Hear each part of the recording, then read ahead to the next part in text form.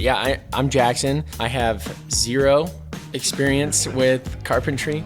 I studied at a school for historic preservation in Boston and learned about how things were built, 250 years ago. There's a long way to go. I'm nowhere near the top. Not that I thought I was, but there's so much more to do out there. Welcome back to the Passion for Craft podcast. Today we are talking about some new urban developments, traditional neighborhood developments, I believe is what they're called, and we'll get into that in just a sec. But kind of the question that we're asking is, are these the way of the future, the way that we should be building, or just a happy idea that really isn't attainable? Kind of what's the future of development? So we'll kick this off. Our family vacations down at in 38, kind of, if this is the peninsula of Florida, it's kind of right up in here past Destin, kind of not down the leg of Florida. But so if you hold your hand out upside down for you audio listeners with your thumb sticking out, it's the web between your thumb and your fingers, that part of Florida. Look at that. Okay. So it's called 30A. It's right on the water. And in 1980, they started a development called Seaside. It's a famous new urban development. And there's a group of architects and designers and planners called New Urbanists. And New Urbanists have this philosophy that the city should be walkable, and that great cities are walkable cities, and great cities are not cities that have to be driven by cars. Just to paint this Seaside picture further, if you've seen the movie, oh my gosh, I wanted to say Bruce Almighty. What's the Jim Carrey movie where The Truman Show? Yes. It's that movie. That was filmed in Seaside. At Seaside. So that idyllic town. Yeah. Really just an awesome, I don't know. I look at that as the perfect place to live because that show kind of sets it up as we're going to give him this ideal place. So it starts with this book, Geography of Nowhere, The Rise and Decline of America's Man-Made Landscapes. Okay, James Howard Kunstler wrote this book in 1993. Okay, and so basically in this book, he describes driving up to a strip mall, okay, and wondering where you are. Right? Are you in San Diego? Are you in Denver? Are you in Dallas? Are you in New York? Because all the strip malls look the same, and it's just this low concrete block, storefront, thing with a sign over the top. Where are you? And that there used to be historically this sense of place that if you were in New England, the Cape Cod houses. If you were in the South, you see different styles of architecture depending on where you are, and that areas and regions are known by their architecture. But this geography of nowhere, you don't know where you are because all the cities start to look the same, all the strip malls start to look the same. And so all the McDonald's look the same. Anders Duani and his wife, Elizabeth Platter Zyberberg, wrote a book called called Suburban Nation, The Rise of Sprawl. Boy, I'm having a tough time today. Do you want me to read it? The Rise of Sprawl and the Decline of the American Dream. What it describes is that, in 1920, the way that the neighborhoods were laid out is you had a neighborhood, and in that neighborhood you had rich and, middle class and, lower class all living fairly close together, in that the back house of the rich person's house might, have a carriage shed, and that, their driver lives out in the carriage shed. Then you would have you might have a street where there's wealthy, but a few streets away you would have, a more middle class thing. They'd all share the same schools. They'd all share the same stores, whatever those things were. And so it didn't require a car, to drive to work, or to go pick up the kids at school, or to do things. And today you have the gated communities, the residential living, quarters, and these four kind of pods, and the industrial complex, where you go out to the warehouse district, the shopping centers with the malls and the big parking lots, the schools, and it requires a car to drive to all four of those things. And so, my son Jackson lives in Denver, and we were out there to visit the baby. Congratulations. I am now a granddad. Yep. And my gosh, to drive around the city of Denver, it is the worst thing you've ever. I mean, literally every drive was 25 to 30 minutes. Exactly. Wow. The airport's an hour away. Yeah. It's just like, it's so far out. It's and awful. It's just highway to get there. And it's just, 6 lanes of highways. Just, it's terrible. Yeah. So the problem is, sorry, let me just finish this spiel. You're good. The problem is that the modern city requires a car, and it changes the way we live, so much so that even the streets through urban neighborhood developments. Historically, you drive in an old neighborhood, the streets are, let's say, 25 feet wide. Okay, and the engineers got together. And engineers started talking about what the ideal speed is and the size of the cars, and all of a sudden, new developments have streets that are 35 feet wide. And the reason they do that is because engineers got in and they go, well, the speed of the car. And what they didn't realize was that the reason people drive slower through older neighborhoods is because streets are smaller. You can't speed because it's kind of dangerous and you're afraid someone's going to jump out. And you do drive fast through new neighborhoods because the streets are so wide. It's just like it might as well be a highway. In any case, our built environment has changed, and our built environment is no longer the same. So this new traditional neighborhood development, TNDs, new urbanists are basically going back to front porches. So people are front porch, sidewalks. You'll notice, after 1950 or 60, there are no sidewalks in neighborhoods, and smaller streets and local communities, so that the schools and everything else are close by. There's the big mix master. Austin's doing a great job showing stuff like that. But if we go back to Seaside, we go back to that little development where, basically the way they have it set up is that, the post office is close by, the stores are close by, the church is close by, schools are in that neighborhood, everything's walking. They're all branching off of the town square. Yeah. Or like the town center. It's like an actual community. It's like an actual It's community. like what I see in America. I mean, I've been to Denver, live here in DFW.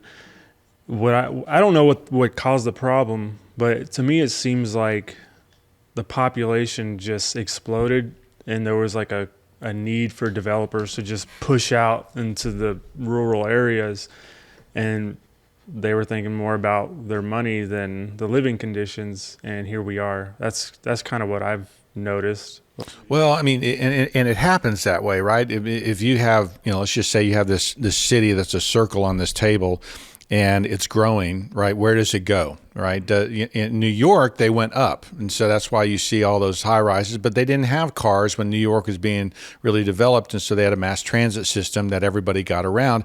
But the circle that was New York didn't really expand and ring out like Denver or DFW does, and so.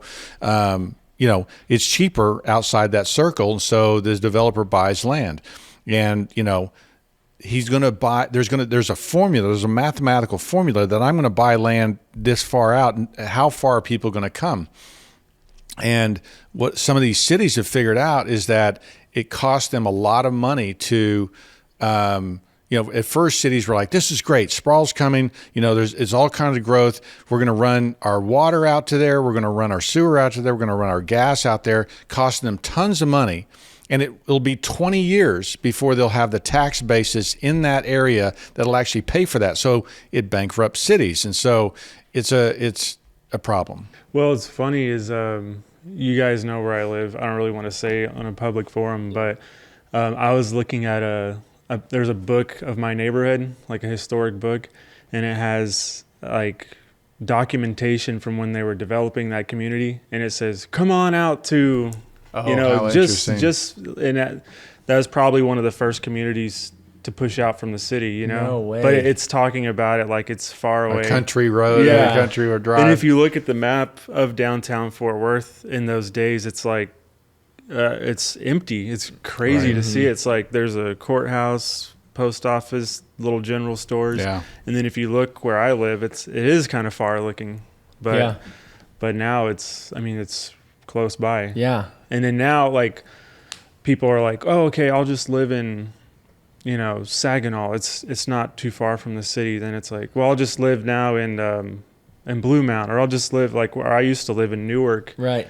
Like in a car, it takes like 30 minutes to get here, but I don't know. It's just you're way out there, and there's no sense of community. Right. Like and when you drive, you mentioned the roads, like how they're like all the older communities seem like they're on like a grid system, right? You have like the First Street, Second Street. Yeah. Well, out there, to get to my house, which was at the end of a cul-de-sac near a creek, it was literally like a spider web. Yeah. Like it was so and they do not that, thought out. it is thought out. The reason why they do that a lot of times is because we've started building houses that are all cookie cutter and that are all the same.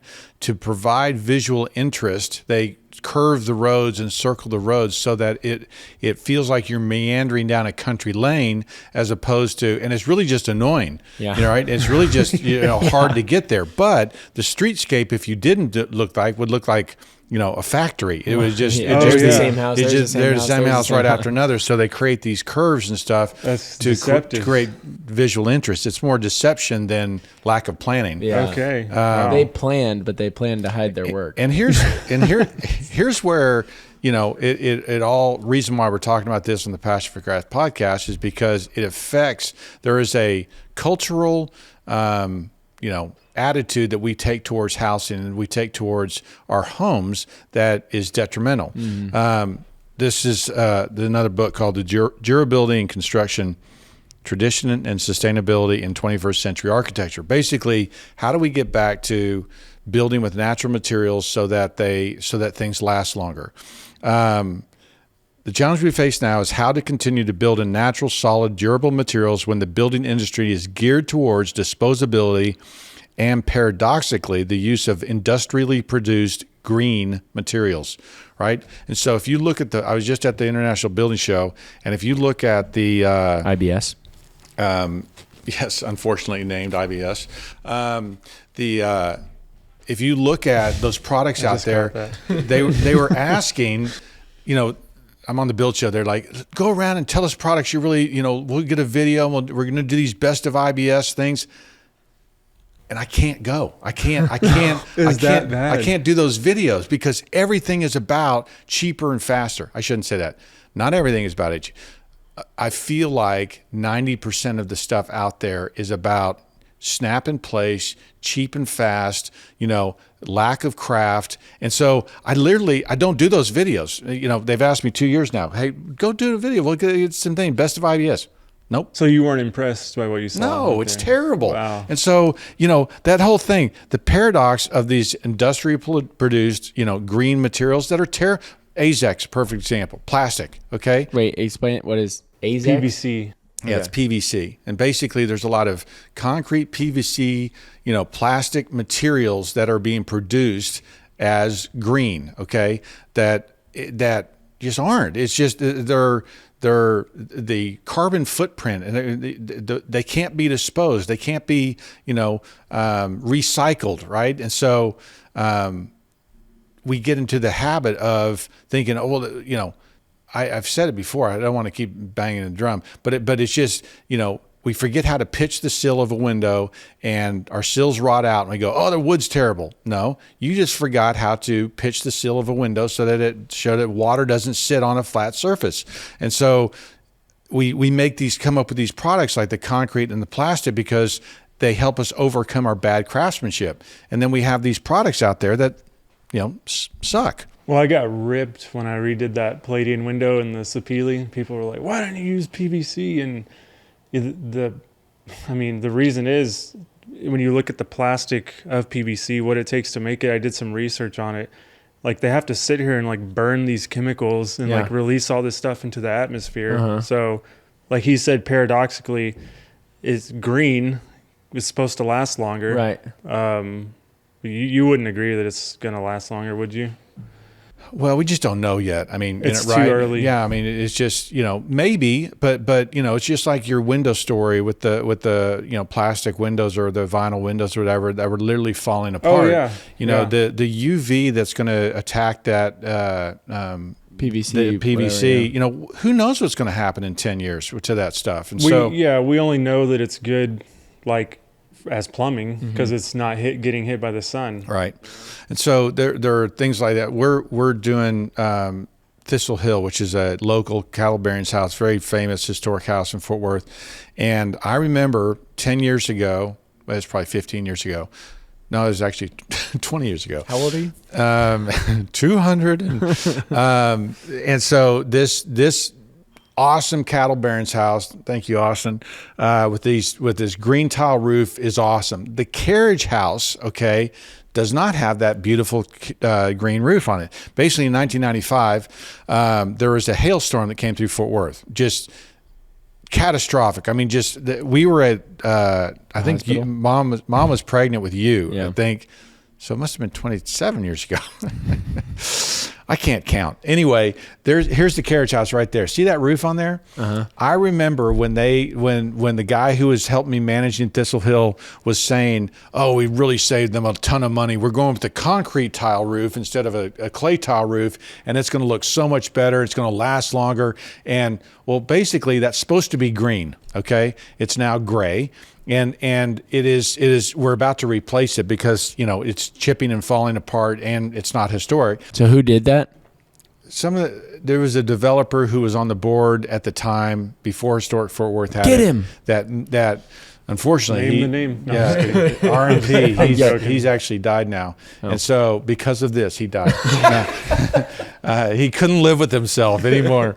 No, he unfortunately died, and he was a good friend, and I understood why he was doing it, try to save money. But here's an example of him trying to save money, not having the historical integrity, not having the look, not having the charm, and it won't last as long. And so there's newfangled. And now here you are, 27 years later. Yeah, about to replace it because it's done. Versus the other roof on the other house has been there 100 original. 115 years and it's still good, right? So still looks we make awesome. these decisions that are like, oh, this is so much better, and it's not. And so well, and the unfortunate thing is, like, we make these decisions and we're like, it's so much better, and the truth is we just don't know, right? It's more of a, this could be so much better. But culture, you know what I mean? Yeah, and culturally, we are making decisions about our houses about cost, right, and about quick fix. Yeah, that's an easy solution, and it's like that's not the best solution. That's not the best long-term solution. Well, even just thinking of the PVC on a windowsill or like PVC on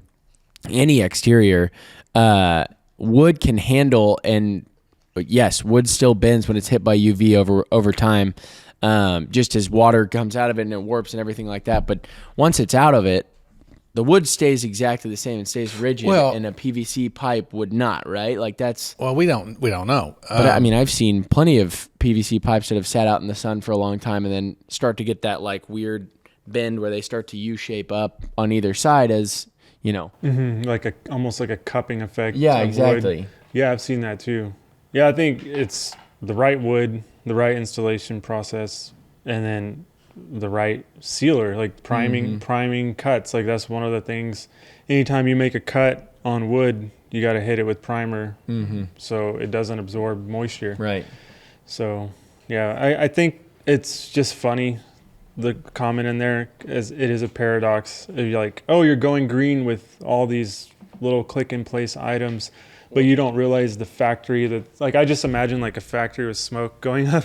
It's like making these products. Well, and to that point, this is an article by Alireza Zakakari. You picked an easy name to say. Yeah, I know. Durable Architecture in the Age of Disposable Buildings. It's a fascinating article. So this book, Durability and Construction, is a bunch of articles written by these new urbanists and designers and planners.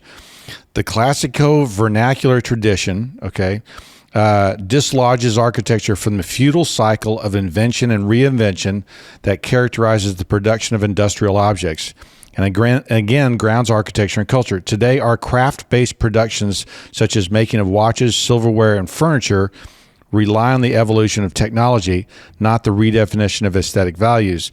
The commoditization of the built form has created an architecture has become a slave to the manufacturing process.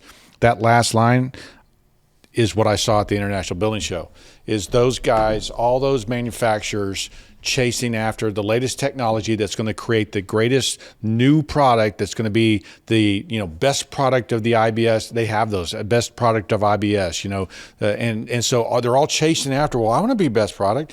And we create things, and it's like, well, why didn't you just use stone, right? Why are you going through this chemical process to add these glues and sawdust and all this stuff to make stone? You're reinventing the wheel. You're reinventing stone, right? Yeah. What are we doing?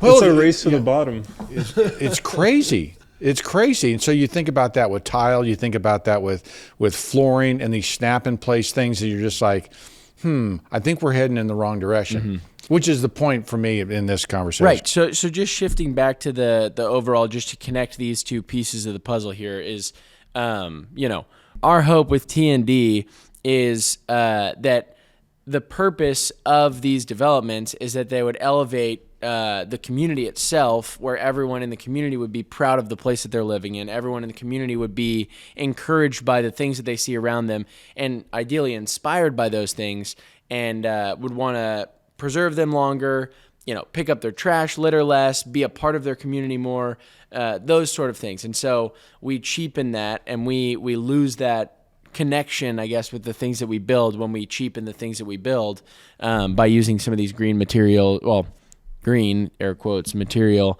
that are maybe good for the time being, but have a massive carbon footprint, or end up we have to make 17 of them in order to replace one piece of wood or one piece of stone. Well, whenever we had Dan Parrish on, he briefly mentioned like one of the things he's envisioned is creating like a community that's a bunch of traditional architectural details, but built in new houses. Yeah. And I think when I think of traditional neighborhood development, that's what it is, right? I think the pushback, and I did see some of the comments on that, is that, well, that's a dream because nobody can afford it. You're more in the business side of it than me. I was at a consulting job in outside of Virginia, or outside of DC in Fredericksburg. There's these guys, Dewani, who wrote this book, has an architecture firm called DPZ, and it's Dewani Platter Zyberberg, and it's him and his wife, and they are have this firm. One of the developments they did was a place called Lily Smith, and the guy I was meeting with actually had ownership of the Lily Smith. This is right before the recession, and they hired DPZ. DPZ had done this new traditional development that was going to be low cost, and a developer came in from California and said, we're the long haul. We're just like you. We're gonna, we'd like to buy the thing, partner up with you. Let's go do this. And so they had, 8-10 builders that they were going to, custom local builders that were going to build all the houses there. And that's typically how they do that. And they were, the big boys, D.R. Hortons and Pulte's and all those big production builders weren't invited to that thing because they would cheap it out. And they take over the development in like 2007. And of course, the recession happens in 2008. They bail on all their high ideals about how they're going to do this for, such a, the quality and everything fell out, and they let go of the local builders. They brought in the D.R. Hortons and Pulte's because they could make more money or be more cost effective. And you can drive through that neighborhood and see the first, 60 houses, 80 houses that were built, and then drive through the second part where the last 600 houses were built, and it is stark. Okay, the difference between it's noticeable. It's noticeable, and it's they cheaped out. I bring that up because there is a challenge with building quality, and there is a money aspect to it. There is a cost aspect to it that I guess I'm listening to some of the guys out there might be listening to this going, and there is truth to the point that it does cost money to do something better. Hold on, explain that. You're saying there are guys out there who are saying, but it's going to cost, like Richard was saying, and you're right. You're like, that's right. Yes, I'm saying there's truth to that. When Dan was saying that, right,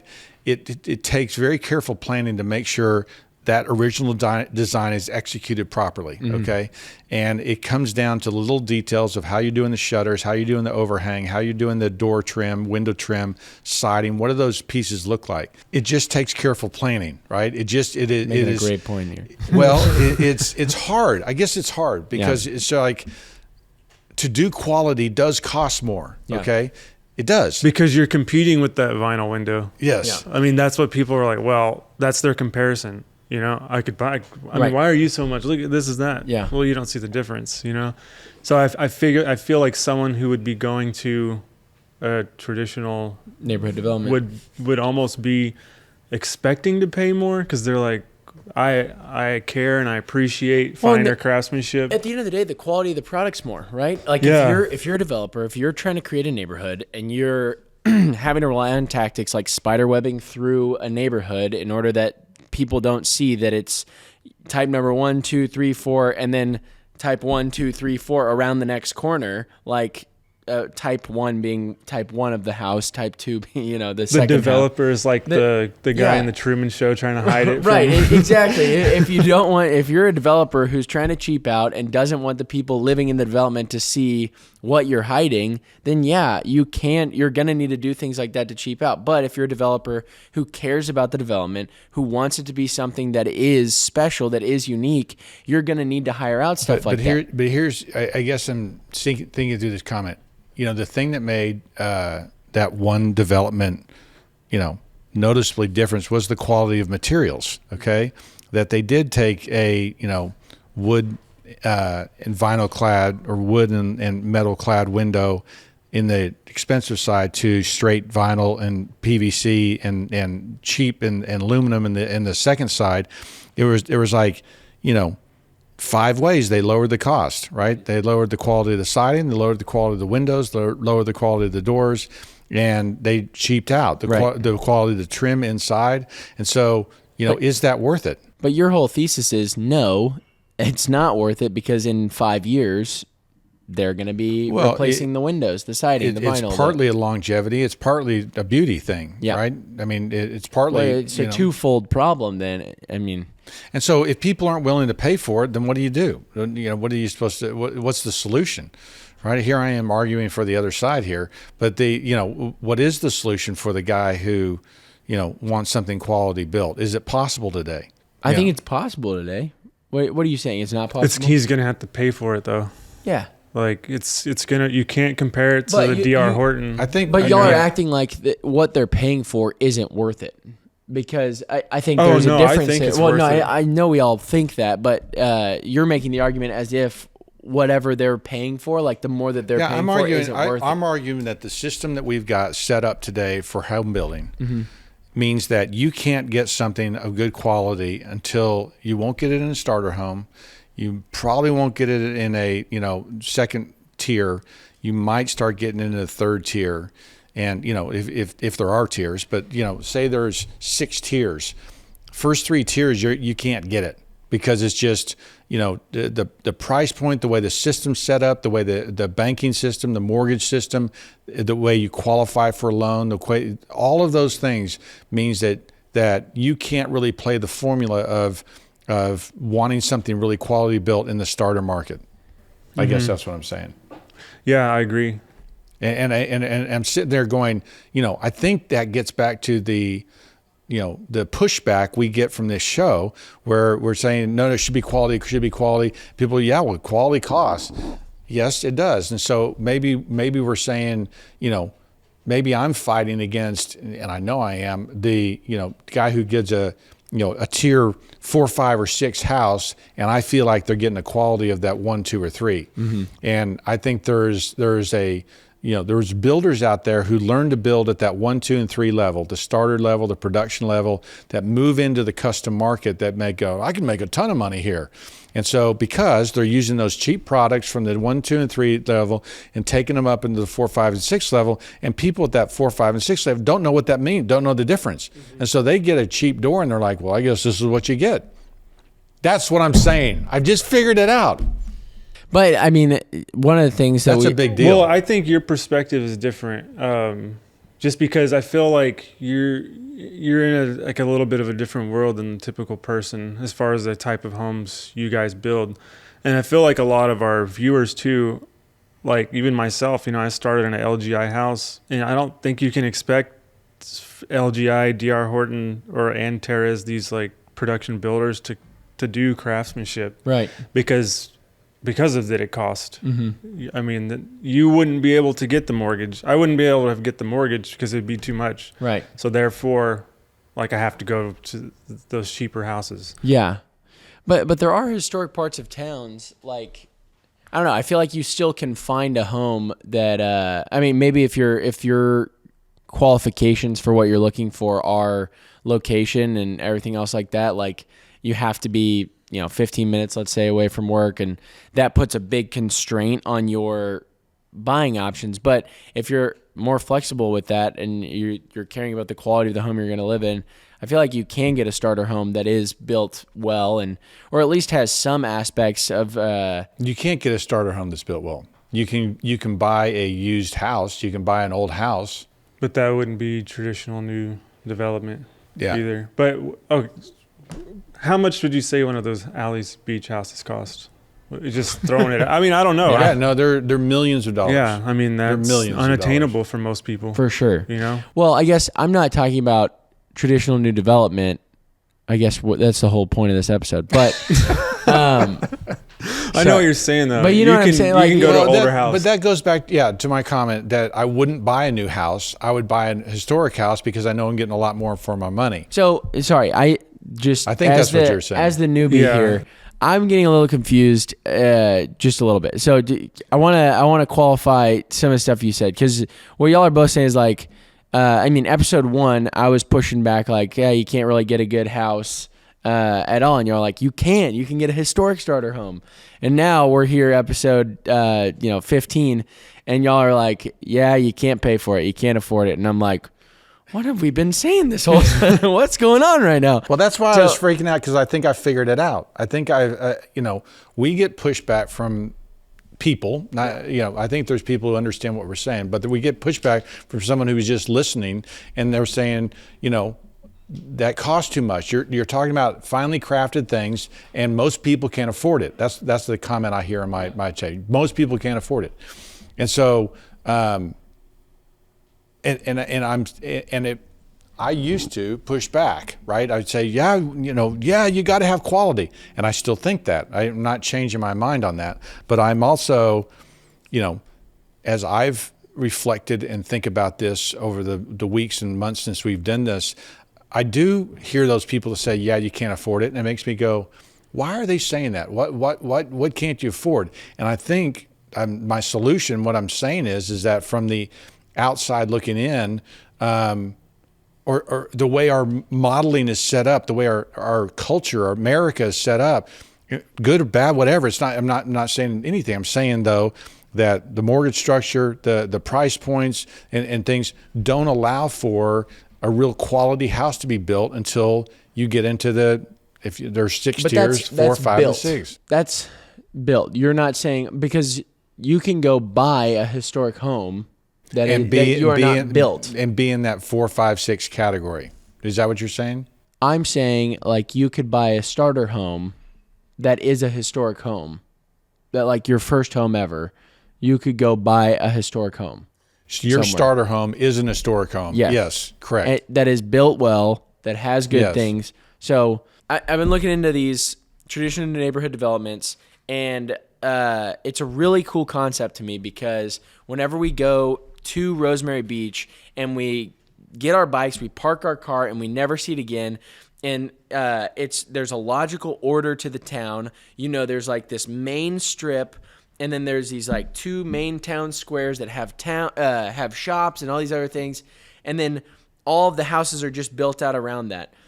I hop on the bike, and it's like I am in the happiest place ever. That seems like a great building goal that city planners maybe should consider, and definitely are considering with some major new projects and stuff.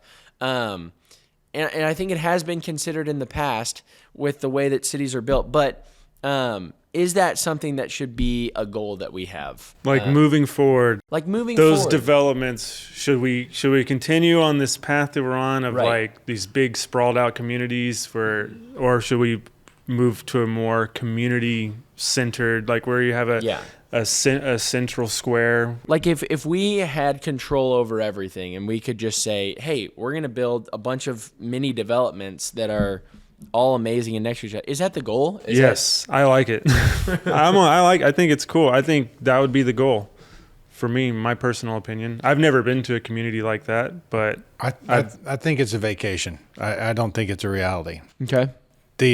Unfortunately, I just think we're too reliant on our cars. There are no Starbucks at Alice Beach, right? Well, there's also times that you want to get a coffee at 6 a.m. and the local, your local barista, Tommy, is not up. Is not up yet, and so they don't open till late, and so it's an inconvenience, and so it's like, while I speak out of both sides of my mouth, because while it's one time I want the convenience of a Starbucks, I also want the local tradition and the buying local, and so I don't think those two can live together in America. I mean, in Europe, maybe. In America, I think we're too screwed up. We're spoiled. We're need that totally Starbucks. Spoiled. We're so spoiled. It's just ridiculous. And so I look at a development like this and I say, it steers that cruise ship that we're on, this battleship that we're on, and it changes our port from just chasing after that to maybe that isn't the best thing, and maybe we ought to go a little bit this way. I don't see it being able to turn it around and go in another direction. So I see it. I love it as well, and that's why we go there. But I don't see it as a reality. I dream of living in the movie It's a Wonderful Life, where Bailey Building and Loan is there, and all the houses. That's what I think of when I think of these kind of places. For sure. It's cool like that. But I think, the supply and demand of Americans, we have to have we got to get to the other side of town. We need these highways. Yeah. It just really isn't a reality. It's a capital machine that blows out mortgages, and the realtors talk about price per square foot, and the products you have to get in there to hit the price per square foot keep cheapening and it's only when a customer really cares about quality and really fights for those things, can afford it, that you end up with beauty. But again, I look at the stuff that we build for our clients, and I realize it's out of touch for most people. It's out of touch for me. I can't afford me, right? And so, but I think it's also inspiring. I think it's also, people look at that and go, oh, well, that's beautiful, or that's well made, and that's, well crafted. And, these big, rich houses ended up being something that inspire people and encourage craft and employ guys like us to do beautiful things and to learn to improve our craft and get better and stuff like that. So in the same way that an art museum would inspire and move people along in the right way, it's there to inspire. It's not there to be the gold standard. Right. I think that's what I'm saying. So I guess part of my question with this, because I don't know if it exists today, but I'm curious if it does. I know there are city planners, but I know most of the time it's rare that there is a brand new city that is conceptualized and started to be a 5 million person city. It's rare that I've thought about that before. They do that in China. They do. I've thought about that when I'm in traffic. I'm like, why didn't they see this coming? It's like, why didn't y'all make 10 lanes in each direction? In Denver, they have 3 lanes on the highway, and then it's congested to the nines. You can't do anything about it. I'm like, just build a second highway over the highway. Yeah, the Chinese do that. I've read articles about how they'll build an airport in the middle of nowhere, and then they build a town around it, and because they have so many people and do things. I'm not sure that's going to work for very long, but the cities do develop out of those kind of arrangements, and the city and the apartment and residential developers it's a different world over there in China as far as how they develop cities and do stuff like that. So, well, I know the idea has been teased in a lot of different ways, but I've always thought that there's a really cool solution that could be provided if maybe not a 5 million person city, but maybe a 100,000 person city is conceptualized from the ground up, and not that it's built, a billion houses ready to go for people to move into, but maybe that it's built,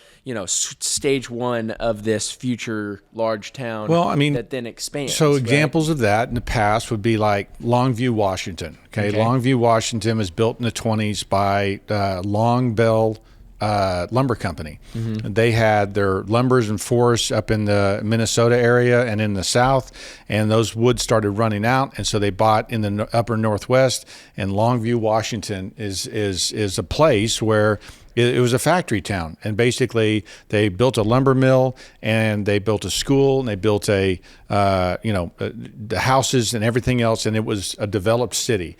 And so, maybe just like the Chinese and just like us in the capital country, it takes an economic engine to run that thing. But those things do happen, and those things, there's a city that's planned, right? I mean, that there's looks a city good, yeah. That is laid out. You've got the hotel, you got the schools, you got the houses, you got the city hall, and it was a planned development, and it was built very quickly. In 5 or 10 years, it was interesting there. Just how the way a lot of these planned cities are built on a line. There is a new development called segue. the line. Nice segue, Jackson. All right, so this is a 200 meter wide, 500 meter tall, and Apple store. it looks like it. The 1.7 kilometer, maybe more, maybe 1,700 kilometer. That's definitely 1,700 kilometers. So it is a line that plans to span across the middle of, I believe, Saudi Arabia. So it is a buttload of different traditional neighborhood developments, and not traditional, I guess non-traditional neighborhood developments. But it is designed, in theory, it will be designed to be 5 minutes walking distance from your nearest thing. Now, you will have a train that runs through the length of the whole thing, and I believe it can get from A to B from like one end to the other in something like 5 minutes. It's just like some wild thing. Hasn't even broken ground yet, but what are y'all's thoughts on something like this as a large-scale TND? Everything you need, necessities, are 5 minutes away from you. Right. Well, that means you just have to basically copy and paste every 5 minutes. That's and right. That may work in something like this. I mean, I don't know. But for our area, like you think about Dallas, Fort Worth, for those kind of communities to exist, it would almost have to be the same thing. Like copy and paste. And you kind of see that, like, strip mall retail every so often. Yeah. It's just done in a strip mall way. It's not done in a thought out beautiful way by any means. So you have to, one of the things that architects do and planners do is they dream, right? Mm. And they come up with grand ideas. And certainly the Saudi Arabians have money to spend on, pipe dreams. Possibly, okay, if it was executed well, right? And to Richard's point, I mean, I think that's an excellent point. What if you just had the exact same model every 5 minutes? It would be ugly, right? Yeah. Mm-hmm. And so I think that this is why we dream. This is why we think about stuff like this. Golly, that looks like a video game. It seems completely impossible, right? It seems like it'd be like, why are you doing that? And so it does seem like it's just like, so why a line? And so then you end up with these. That part of these things are an artist, just saying, we're going to have a line and it's going to run forever and it's going to be this symbol of our, and like this big visionary thing that is just kind of BS, right? Mm-hmm. But is But it's a vision and it's an idea, and maybe some of those things can work, because I think they also have a goal that this would be net zero, right? It is. It is. So it's just like, why don't we throw too that it makes gold candies, right? And it's just so why don't we say too that it raises our children?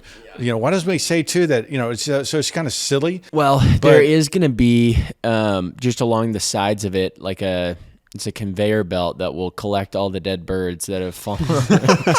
That's their food supply for the year.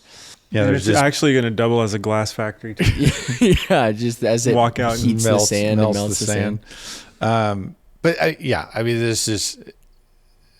I think it's cool. Like, if it existed, I would want to go look at it. Well, there's one more. It's called Tolosa, USA, and it is America's the line. Of course, carbon net zero. It makes the golden candies. And everyone works here, also works for Google. But it is, I don't know the full specs of it, but it's planned to be able to hold, I believe, 5 million people. I think that's the game plan, is they want to just build a massive thing, and they don't want to organically start people living in the town. Like a traditional development would happen, because the theory is when you start with a neighborhood development, you can't control the way it grows. Like you were saying, New York can sometimes grow up, or it could have grown out. Fort Worth is able to grow out. Dallas is landlocked in, so it had to grow up. So with this one, they're planning on building it the way they want it, and then they are going to move people into it. So I think they're going to pay people to move in there first, and then it will over time become this working machine. But again, that's America's pipe dream. Well, and I would say I would agree, it is a pipe dream. Again, this is what architects and visionaries and planners do, is they cast vision, and I think that's what this is. But if you understand kind of some of the things that are being taught in the modern architecture schools, they're completely impractical for today, right? There was a class on growing our buildings, right? And there was these majors where you can actually study how plants can be our buildings of the future. Okay. They're called trees, and we make them into lumber, and and so, but they're we've been doing this, guys. Yeah, I think we've been doing this. And so and they're chasing after that carbon zero. They're chasing after, all these different things. And again, they're visionary plans for things that could exist later. But if you look at all these buildings there, especially that outskirt, there's a lot of screening. There's a lot of these things going on that are supposed to be these plant materials and things like that. It's just 200 years away from being a reality. And well, they still play chess there in the future, so that's good. Floating chessboards. Okay, so I hear what you're saying, and I hear you're saying that the architecture school is, especially for some of these massive buildings, is just impractical. And so we've got a development, and I know we keep using Alice Beach. There's plenty of other ones. There's a bunch in Australia that I researched before for our Aussie mates out there. But there's a bunch of great developments like Alice Beach, like Seaside, like Rosemary Beach, all those 30A developments. And then there's these future ideas, and the two don't look anything alike, right? One's looking to the past, one's looking forward. Well, I mean, I guess, Alice, you're halfway getting there. Like, it does kind of look a little futuristic, the fact that they're all white and that, it's a good look. But or it looks Caribbean. What's your thought in how do we make them connect? Like, because we've got one that's dreaming big, and then one that's like dreaming big but rooted in reality. How do we make the two, Well, I think everybody's looking for solutions, right? Everybody's looking at the housing crisis. They look at ugly developments and they're going, how could it be? How should it be? Yeah. Right. And so I think you have both new urbanists, and their solution is more like this, and, Seaside, Alice Beach, Rosemary Beach. And the futurists look at, well, we're going to have new materials. We're going to think differently. We're going to work differently. We're going to, and it's a little bit like the Jetsons, right? The Jetsons.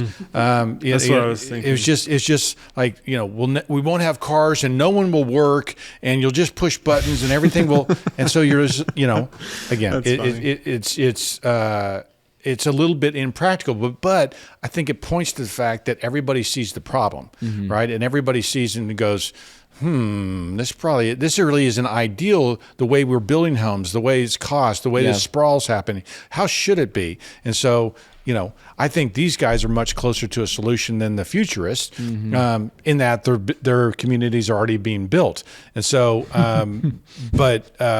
yeah, I mean, that's the way I look at it. That's a key feature. You're already doing it. You're much closer. Well, you look at those images of all the futuristic buildings, and my mind is like, who's paying for all this? Like, when I look at this, though, I'm like, okay, well, that homeowner paid to have that one built. And right. It's realistic. Right, totally. Yeah. Like, where's the funding coming from that? But it's just a visionary. That's all it is. It's a drawing. So coming back to the kind of question I was asking earlier, I look at this as maybe the ideal. You were saying this would be ideal. You were saying this is ideal, but you're saying this maybe isn't the ideal town. What's maybe a step in the right direction to where we get a city that people are, jazzed about and excited about living in, but still has some of those necessities like a 7-Eleven that's I can go get my Slurpee at 2 a.m. or, Yeah. Not that we all need that. Well, some of us. I think part of the answer is what happened during the pandemic. Okay, people leaving huge cities and moving to smaller towns where they can, there was towns that basically boosted their internet and boosted fiber in a very small town like Natchez, Mississippi, or Hillsborough, Texas, and people started moving in from outside the road. We're working with a client down in Hillsborough right now. They are from Boston. Their neighbor is from San Francisco, and their other neighbor is from California, somewhere else. And they all moved to this small town in Texas. Because Boston has bad internet, or because they listened to it was a solution to how do you get the small town charm, but still have your 7-Eleven close by. Right. And so these people were basically saying, look, we want to go to Dallas. We want to go to Fort Worth. They're 30 minutes away, but I am slowing the pace of my life down. I'm, slowing the amount I drive my car. I am investing in a small community. And there are a lot of people doing that. So your solution is one more pandemic, Richard? What you saying? No, I was gonna say earlier they were just listening to the Journey song, just a small town girl. Yeah. But what's weird about it though, for me, like I hear that story, and I actually had that dream one time, and I actually tried it, but I won't get into that story of what happened. I moved out to the country, and I kind of liked the chaos of the city. It's weird. I don't know. Like the hubbub and the buzzing and everything. It just feels like there's a lot of opportunity and like business, and that's probably the capitalist in me that's like, whoa, look at all these opportunities. Yeah. But I found out I'm not like a small town country guy. Yeah. I like it here in the big city, and I think the way America is set up could definitely use some. My solution is, well, we have works, traffic sucks. It'd be nice to have smaller, tight-knit communities, but I really don't have an answer on how that could be done. Yeah. I think it is almost a dream too. Cool. I think the fact that we're choosing not to live in a new development, right? That I'm not trying to go find a gated community and I'm not, you didn't go, you did in the past, but the new house you're looking for, you ended up in a 1930s house, right? And so, I think that's telling too, right? And my community has sidewalks. It has a really tight-knit community feel. It doesn't have the town square and all that, but maybe that's a solution. You have a local school, but right? And so there's stuff like that. That's awesome. I think that's a great proposed solution. And while that, I think what you said earlier that we said a pandemic and I had no answer. You're like, this is a great answer. Well, I think your answer was what we've been talking about on this channel for however long, like a historically well-built house. And I mean, it seems like the the major developers, they're not building homes in, or their neighborhoods are not the kind of neighborhood that you're describing. Yeah, you made a choice, right? Yeah. And I think it was the right one. Yeah. So I think yours makes sense. Yours is go find a beautiful historic house, and typically those neighborhoods are complementary of the things, the values that you're holding dear, and then you want a pandemic, which is great. I will say I have seen some like newer communities that I feel like made an attempt at it, where they just put almost like I would just call it like a courtyard. Yeah. But that's at the extent of it. There wasn't like the A master lot of plan. apartment complexes do that as well. It feels like. There's a development, west of us called Walsh Ranch, and it maybe is a sign of how a Seaside made a difference in a new development today, because a lot of production builders are out there. There's an architectural control committee that specifies a certain design, but they have built theirs more around community. It's called Walsh Ranch, and they high-speed internet was one of the things, but there's a school, there's local communities, sidewalks, that is a sign to me of the production builders getting it and realizing, this would be better if we could live this way, and that some of those things that we're advocating actually are taking root in new development. And their production builds didn't look that bad. No, they didn't, and that's because there's a strong wrong? there's a strong architectural control that determines, that says, hey, you got to build to these standards.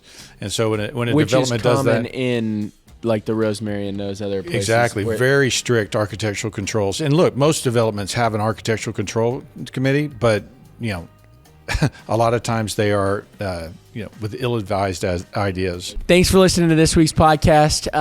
Man, we hope this has stimulated your mind. If you have any other great examples of traditional neighborhood developments, we would love to see them and hear about them. So feel free to comment them or join the Patreon so you can join in our Discord and be a part of the conversation.